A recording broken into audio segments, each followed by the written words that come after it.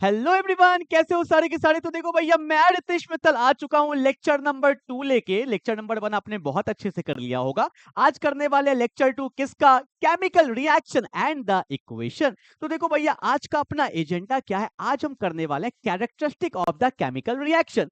भैया यहाँ देखो, कुछ हो रहा है क्या? नहीं हो रहा। अगर यहाँ पे कुछ होगा तभी तो हम लोग बोलेंगे केमिकल रिएक्शन हुआ। तो क्या होगा? आज वही होगा, हम लोग पढ़ने वाले हैं। क्या क्या कैरेक्टरिस्टिक्स है हम लोग एक एक करके देखेंगे। तो इसका मैं बताने जा रहा हूं फैक्ट्स। अरे फैक्ट्स नहीं, फैक्ट्स। यही तो इसका शॉर्ट ट्रिक है। क्या है बोलो भैया? FECTS, facts.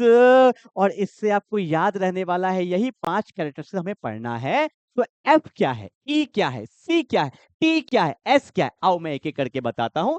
तो देखो भैया, F होता है फॉर्मेशन ऑफ प्रिसिपिटेट। अब बोलोगे सर प्रिसिपिटेट क्या है? यही तो मैं आगे पढ़ाने वाला हूं, अभी याद होना चाहिए। एफ का मतलब फॉर्मेशन ऑफ प्रिसिपिटेट, जो बच जाता है। अरे भैया, ई का मतलब इवोल्यूशन ऑफ गैस, जो गैस निकला। अरे कुछ तो हुआ।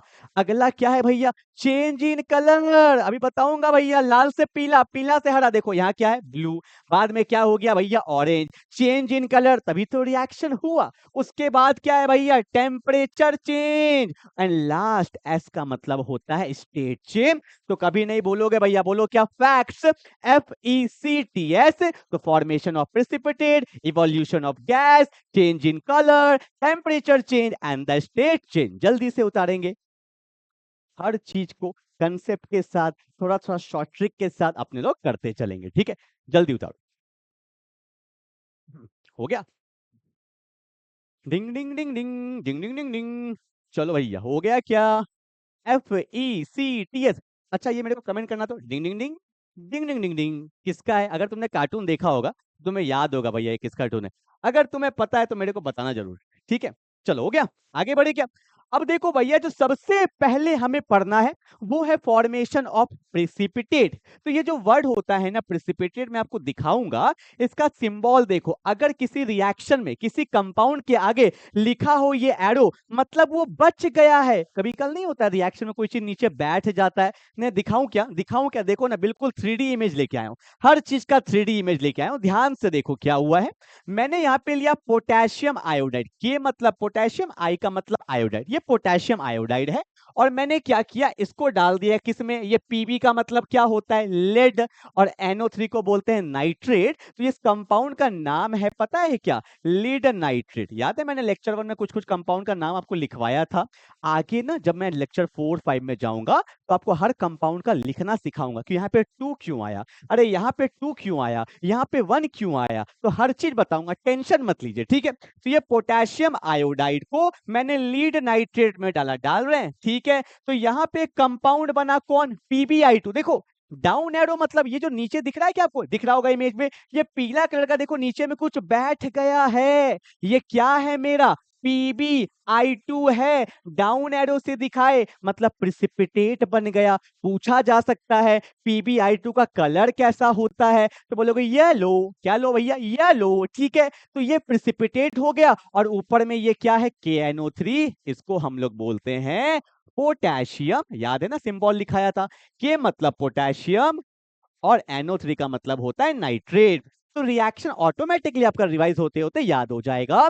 तो मैंने पोटेशियम आयोडाइड को किसमें डाला? लीड नाइट्रेट में। तो बन गया PbI2। और साथ में क्या बन गया? KNO3, जिसको बोलते हैं पोटेशियम नाइट्रेट। और यहाँ पे कुछ नीचे बच गया है, और ये क्या है? PPT, जिसमें डाउन एरो दिख जाएगा। वो क्या है मेरा? प्रिसिपिटेट है। देखो इमेज में दिख भी रहा होगा, क्लियर है ना? आओ, सबसे पहला मैं एक और एग्जांपल लूंगा, टेंशन मत लेना। तो सबसे पहले हम लोग उतारेंगे क्या? पहला पॉइंट मैंने क्या लिखा है? Some chemical reaction are characterize by the formation of precipitate. तभी तो पहचाने। क्या लिखवाया एग्जांपल 1? देखो भैया, इक्वेशन भी लिखेंगे जिससे हमारा राइटिंग अच्छा होगा। क्या बोला है?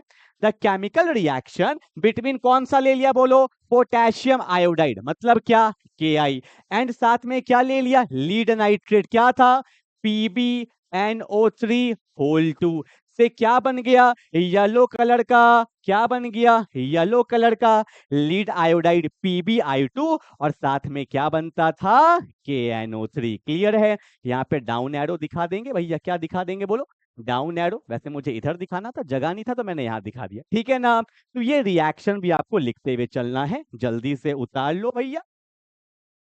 अभी हम लोग बैलेंसिंग नहीं कर रहे हैं ना, तो आई यहाँ पे 1 है, यहाँ पे 2 है, तो बैलेंसिंग जब हम लोग पढ़ लेंगे तब सारा रिएक्शन को बैलेंस करेंगे। क्लियर है? जल्दी से उतारो। इमेज से ना याद आ जाता है, PbI2 मतलब पीला कलर, येलो कलर, ठीक है। चलो यहाँ पे लिख भी लेना ना, थोड़ा सही रहता है। किस कलर का पीपीटी बनता है PbI2 का? येलो कलर का पीपीटी ना, कुछ नहीं छोड़ना है। जो वो आते हैं ना केस बेस वाले क्वेश्चंस आते हैं, तो वहां पे हेल्प करता है। बोल देगा येलो कलर का पीपीटी बना, तो याद रहेगा ना PbI2, ठीक है ना। चलो एग्जाम्पल वन उतार लिया, ठीक है। यही सेम रिएक्शन यहाँ पे भी लिखा हुआ है, ये सेम रिएक्शन यहाँ पे भी लिखा हुआ है। यहाँ से आपको फील थोड़ा थोड़ा आ गया होगा। एक और एग्जांपल ले ले, देखो भैया पढ़ने आए हैं ना, जितना एग्जांपल अभी लोगे उतना रिएक्शन हल्का हल्का दिमाग में बैठ जाएगा।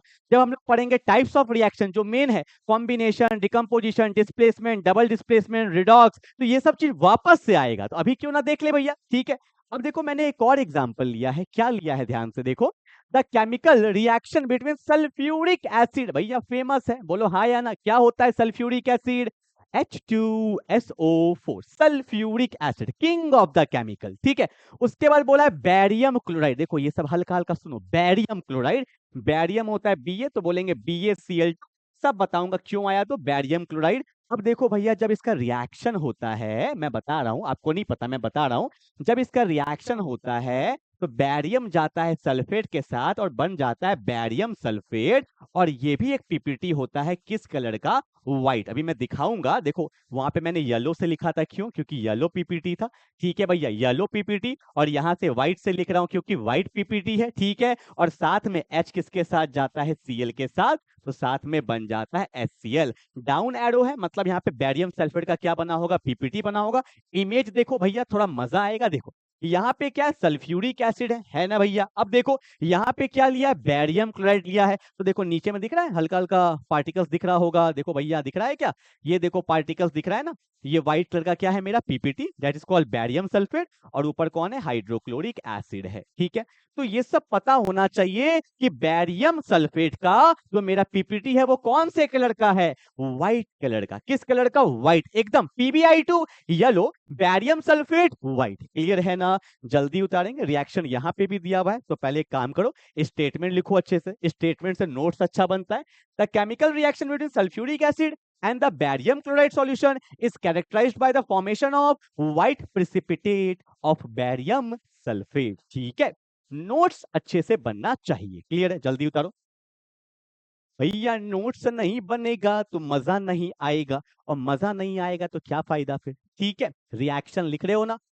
चलो बैलेंसिंग अभी हम नहीं कर रहे, जब हम लोग केमिकल इक्वेशन पढ़ लेंगे, बैलेंसिंग पढ़ लेंगे, तो ये सब तुम तो भैया धुआं धुआं कर दोगे, ठीक है। चलो हो गया, ये इमेज हल्का फील आ जाएगा। ये सब के नीचे लिख लेना व्हाइट कलर का पीपीटी है, डाउन एरो है मतलब बैरियम सल्फेट का पीपीटी बन गया है, ठीक है।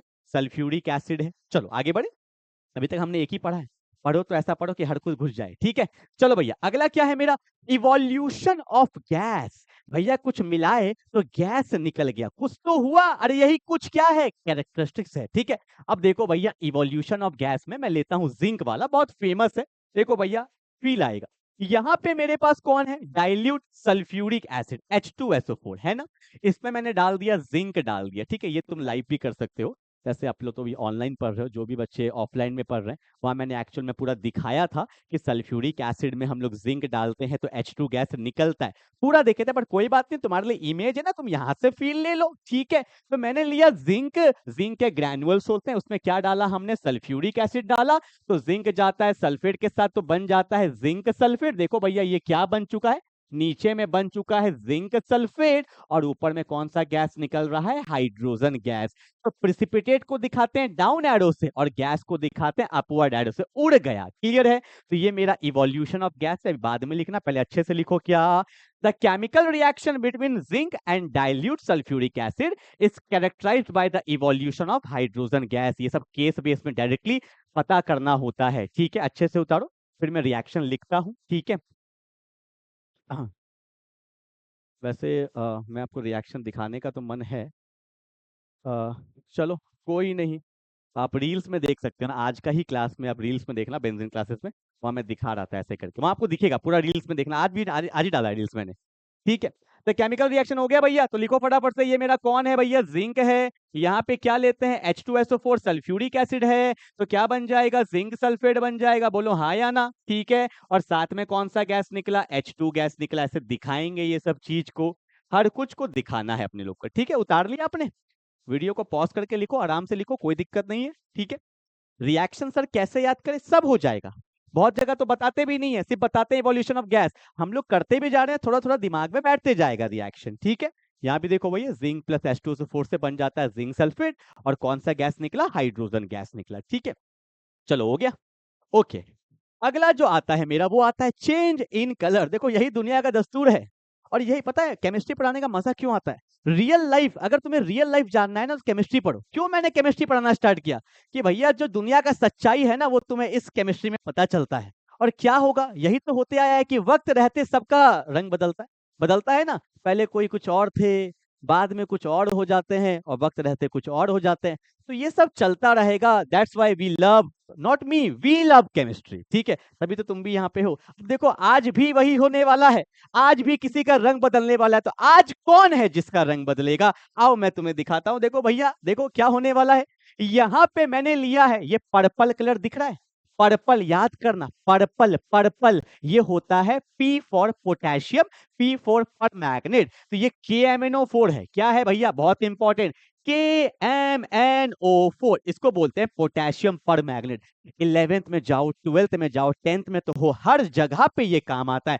पोटेशियम पर मैग्नेट, PP, कलर भी P बोले तो पर्पल। तो पोटेशियम पर मैग्नेट का कलर कैसा है, पर्पल। इसको मैंने साइट्रिक एसिड में डाल दिया, ये ना सिट्रस फूड में पाया जाता है, और इसको लेमन सॉल्ट भी बोलते हैं, ठीक है ना। तो भैया ये क्या, मेरा साइट्रिक एसिड है, सच में किसमें डाला, KMnO4 में। तो यहाँ पे एक सॉल्यूशन बना जो कैसा था, कलरलेस। देखो पहले पर्पल था, जब मिक्स हो गया तो कैसा हो गया भैया, कलरलेस हो गया। कैसा हो गया, कलरलेस हो गया। तो रंग बदल गया ना, अरे रंग बदला है मतलब रिएक्शन हुआ है, कुछ भी हुआ तो रिएक्शन हुआ। तो इसमें हम लिख सकते हैं अच्छे से, कैसे, यहाँ पे देखो, the chemical reaction between citric acid and the purple colored potassium permanganate is characteristic by change in color from purple to colorless। very very important है, पहले पर्पल था, बाद में क्या हो गया, कलरलेस हो गया, ठीक है। पहले स्टेटमेंट उतारो, खाली लिख दोगे रिएक्शन तो स्टेटमेंट लिखना स्टार्ट कर दो, अभी नहीं, 10th छोड़ दो,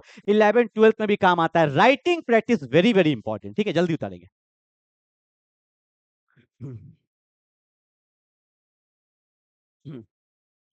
उतारते चलो भैया, एक एक चीज, हर दिन लेक्चर 1 हो गया है, लेक्चर 2 हो गया, अच्छे से पढ़ेंगे। बहुत जल्दी PYQ क्वेश्चन भी कराऊंगा, पहले कुछ थ्योरी तो पढ़ ले, अभी तो कुछ भी नहीं पढ़ा है हमने, बेसिक पढ़ा है हमने, ठीक है। चलो हो गया।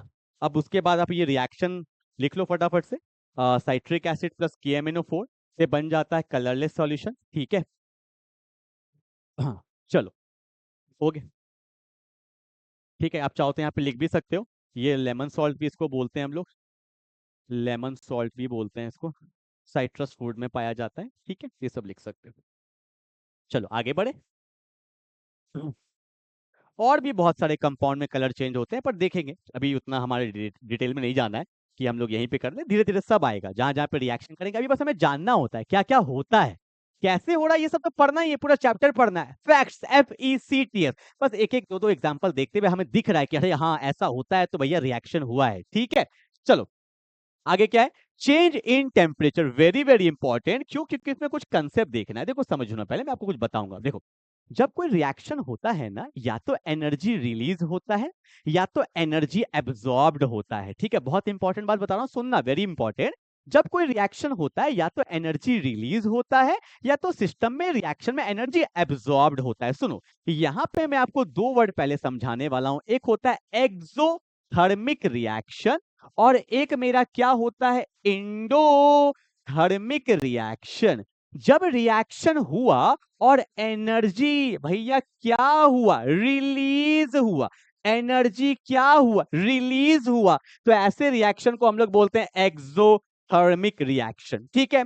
अगर किसी रिएक्शन में एनर्जी क्या हुआ, एब्जॉर्ब्ड हुआ, क्या हुआ, एब्जॉर्ब्ड हुआ, तो वो क्या है, एंडोथर्मिक, ठीक है। डेफिनेशन लिखना पड़ेगा, पहले लिखो तो जल्दी से, लिखो तो जल्दी से, एक्सोथर्मिक रिएक्शन लिखो, आता है ये सब, लिखो एक्सोथर्मिक रिएक्शन, लिख लिया? लिखो, the reaction in which energy is released, the reaction in which energy is released, the reaction in which energy is released is said to be exothermic reaction. Simple, ज्यादा नहीं. The reaction in which energy is released, और अच्छा लिखना है, the reaction in which energy is released during the process, छोड़ दो, during the process is said to be called, अच्छा नहीं लगता है, is said to be exothermic reaction, is said to be exothermic reaction. साथ में एग्जांपल जरूर चिपकाना, example के बिना मजा नहीं आएगा, आगे लूंगा फिर भी लिख लो. जैसे कार्बन प्लस ऑक्सीजन से बन जाता है CO2 कार्बन डाइऑक्साइड, और साथ में हीट रिलीज हो रहा है. ये कौन सा रिएक्शन है? Exothermic reaction. कौन सा? Exothermic reaction. एक और बता दूं क्या? यही मन कर रहा, आगे तो पीपीटी है, यही बता दूं क्या? वेरी फेमस, 12th में आएगा, यही कर लो. एक रिएक्शन होता है बहुत फेमस, बता दूं? अरे यहां आए तो बता दूं क्या? इसको बोलते हैं हैबर्स प्रोसेस. आप बोलोगे सर कुछ ज्यादा बता रहे हैं. कुछ ज्यादा नहीं बता रहा हूं, 10th में भी है, बस 10th में नाम नहीं बोला है, मैंने नाम चिपका दिया. हैबर्स प्रोसेस क्या होता है? यहाँ पे अमोनिया बनाया जाता है. पता है क्या? मैंने लिया नाइट्रोजन, N2 प्लस H2 से बन जाता है NH3 अमोनिया होता है. अमोनिया क्या बोला मैंने? अमोनिया. ठीक है, इसमें भी हीट एनर्जी क्या होता है? रिलीज होता है. ठीक है, बैलेंस कर दूं, इसको इंपॉर्टेंट है. N2 है तो यहाँ भी 2 लगा देते हैं. हाइड्रोजन 3 2 6 तो यहाँ पे 3 आ जाता है. ज्यादा टेंशन मत लो, फिर से बोलूं, 2 है तो आगे 2 लगा दिया, 2 नाइट्रोजन, पर ये 2 है तो 3 2 6 हो गया तो यहाँ 3 लगा दिए. बैलेंसिंग पढ़ा नहीं, आगे पढ़ेंगे. तो ये भी मेरा क्या है? एक्सोथर्मिक रिएक्शन, जहां पे एनर्जी रिलीज होता है, हीट रिलीज होता है. बस ये हैबर्स प्रोसेस है. अमोनिया मैंने लिख दिया, तो लिख लोगे तो अच्छा रहता है. ठीक है, इंडो में लिखो, इंडो में लिखो, लिखो जल्दी से लिखो. The reaction in which heat absorbed या energy absorbed during the process, the reaction in which energy is absorbed during the process is said to be endothermic reaction. The reaction in which energy is absorbed during the process is said to be endothermic reaction. ठीक है, endothermic जितने भी ज्यादातर ना thermal decomposition reaction जो होते हैं, जो टूट जाएगा. आप बोलोगे सर आपने तो डिकम्पोजिशन पढ़ाया ही नहीं, आगे पढ़ाने वाला हूं, इसलिए मेरे मुंह को रोक रहा था पर निकल गया. जैसे कि लिख दूं क्या? आगे देखेंगे, देखो ना, मैंने लिखा कैल्शियम कार्बोनेट, इसको हीट कर दिए, टूट गया, किसमें? CaO plus CO2. नाम बताऊंगा नहीं, आगे बताऊंगा, अच्छा रहेगा ना, अभी कोई जरूरी नहीं है. ठीक है ना, बोलूं क्या? कैल्शियम कार्बोनेट से बना कैल्शियम ऑक्साइड प्लस CO2, यहाँ पे क्या होता है? एनर्जी एब्सॉर्ब्ड हो जाता है. ठीक है ना, तो भैया एक्सो मतलब निकलना, इंडो मतलब एब्सॉर्ब. एक बात और बोल दूं क्या? 11th 12th में बताया जाता है, बोल दूं क्या? देखो, नहीं लिखना मत लिखना, बोल देता हूँ, क्या जाता है? नहीं समझ में आया, नहीं समझ में आया, कौन सा आप को जानना है, पर सुन लोगे तो काम आ जाएगा ना. देखो, एक्सो में ये एक सिंबल लिख रहा हूं, डेल्टा एच, चमका देना स्कूल में जाके, पूछ लेना कहीं पे जाके. ठीक है, एक्सोथर्मिक में ये जो डेल्टा एच होता है ना, ये डेल्टा पता है केमिस्ट्री में डेल्टा का मतलब क्या होता है, या फिजिक्स में भी? Change final minus initial. तो यहाँ एच क्या, इसको बोलते हैं इंथैल्पी. इंथैल्पी का मतलब ही होता है एनर्जी. तो डेल्टा एच लिखो तो इसको बोलते हैं क्या? इसको बोलते हैं change in enthalpy. Change in enthalpy, enthalpy का मतलब होता है एनर्जी. और अगर प्रोसेस मेरा एक्सोथर्मिक है तो यहाँ पे डेल्टा एच हमेशा क्या होगा? नेगेटिव. एकदम याद रखना, नेगेटिव. मतलब यहाँ पे मैं बोलूंगा इसका डेल्टा एच क्या है, तो आप बोलोगे नेगेटिव. एक्सो है ना, यहाँ पे डेल्टा एच क्या है? नेगेटिव. नेगेटिव मतलब चेंज इन इंथैल्पी. एक्सोथर्मिक का चेंज इन इंथैल्पी नेगेटिव होता है, और एंडो का क्या होता है? पॉजिटिव. ठीक है, आगे बढ़ूं क्या? आगे बढ़ूं क्या? क्लियर है ना? आगे बढ़ूं. देखो, यहाँ पे मैंने लिया था एक्सोथर्मिक क्या होता है. ठीक है, जैसे एग्जाम्पल भी लिया है, डेफिनेशन मैंने लिखवा दिया है, एग्जाम्पल भी लिखवा दिया, पर कुछ इमेजेस के साथ देखो. जैसे कि ये क्विक लाइम है, लाइम भी बोलते हैं, कैल्शियम ऑक्साइड. चूना नहीं होता है, चूना चूना चूना, लोग चूना लगाते हैं, और हम लोग चूना के बारे में पढ़ रहे हैं. देखो भैया क्या है, कैल्शियम ऑक्साइड को डाला पानी में. देखो, कभी बाल्टी में ना चूना मिलता है मार्केट में, वैसे ना आधा केजी में तो पूरा भर जाएगा, मतलब बहुत मिल जाता है.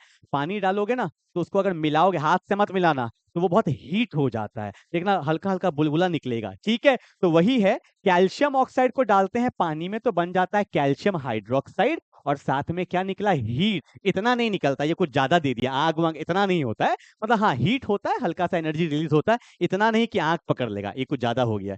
भाई मैं डिजाइनर जो है पीपीटी उनको बोलूंगा भाई क्या है ये सब, कर सकते हो घर में आराम से कर सकते हो, कोई दिक्कत नहीं है, ठीक है। और साथ में क्या निकल रहा है, हीट निकलता है। तो ये किसका एग्जाम्पल है, एक्सोथर्मी का। और भी मैंने 2-3 एग्जाम्पल लिया है, ठीक है ना।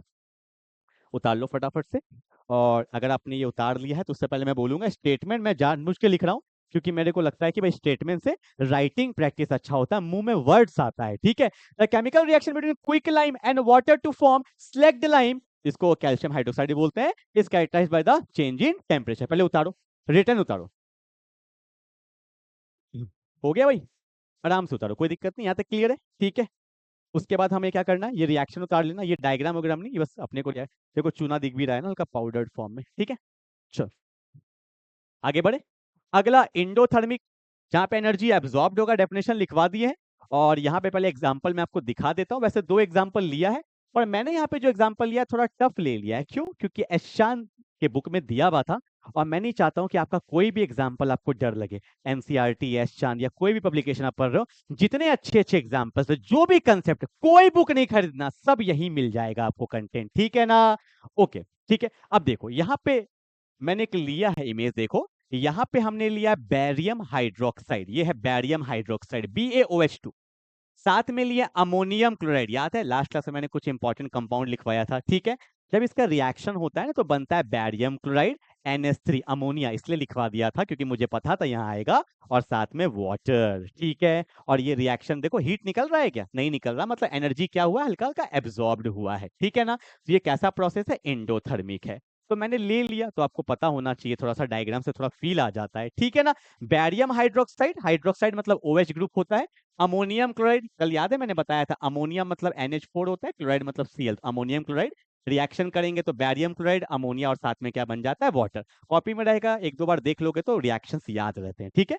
एक्सो जहां पे एनर्जी रिलीज होगा, इंडो जहां पे एनर्जी एब्जॉर्ब होगा, ठीक है। चलो आगे बढ़ते हैं। और अगला जो है वो है मेरा भैया क्या, चेंज इन स्टेट। F हो गया, E हो गया, C हो गया, T हो गया, S आ गया, चेंज इन स्टेट। देखो रियल लाइफ एग्जांपल बताता हूँ, कैंडल देखो भैया, अब तो तुम मॉडर्न जमाना में जी रहे हो, लाइट चाहिए तुम्हें तो ट्यूबलाइट चाहिए, अच्छे अच्छे फॉल सीलिंग वाले लाइट चाहिए। पर जब मतलब होता था कभी पहले के जमाने में इतना लाइट नहीं रहता था, तो कैंडल में पढ़ते थे, देखो पढ़ते थे ना। तो जब कैंडल को जलाया जाता है तो कैंडल तो वैक्स है, पूरा सॉलिड है। जब उसको जलाते थे तो वो मेल्ट हो जाता था, ठीक है, ऊपर में पानी भी रहता था। और ऊपर कौन सा गैस जा रहा है, CO2 गैस जा रहा है, solid liquid gas, state change हो रहा है ना। या देखो ये भैया सॉलिड कैंडल है, ठीक है, ऊपर क्या है भैया, यहाँ पे देखो दिख रहा है हल्का हल्का लिक्विड दिख रहा है क्या, और ये क्या है, मेरा गैस है, तो स्टेट चेंज हुआ ना, सॉलिड लिक्विड, एंड यहाँ पे क्या हो गया, मेरा गैस हो गया, क्या हो गया, मेरा गैस। तो ये स्टेट चेंज, कुछ भी चेंज हो रहा है भैया तो रिएक्शन हो रहा है। तो देखो the combustion reaction of candle wax is characterized by change in state from solid to liquid and gas, because wax is a solid and water formed by the combustion of wax is a liquid at temperature, whereas carbon dioxide produced by the combustion of wax in a gas। पर ये कुछ ज्यादा ही लिख दिया है मैंने, ठीक है, इतना नहीं, बस सिंपल पता होना चाहिए कि भैया सॉलिड था उससे फिर लिक्विड बना, और गैस कौन सा निकलता है, CO2 गैस निकलता है, ठीक है ना। I hope you will get the concept, कोई दिक्कत तो नहीं, पांचों याद है, FECTX फैक्ट्स हो गया, सबका एक एक एग्जाम्पल भी हो गया। तो आज का लेक्चर मेरा यही था, ठीक है ना। अब अगले लेक्चर में मिलेंगे, लेक्चर 3 में, लेक्चर बाय लेक्चर पढ़ते चलो, आगे बढ़ते चलो। तो मिलते हैं अगले क्लास में, तब तक के लिए बाय बाय।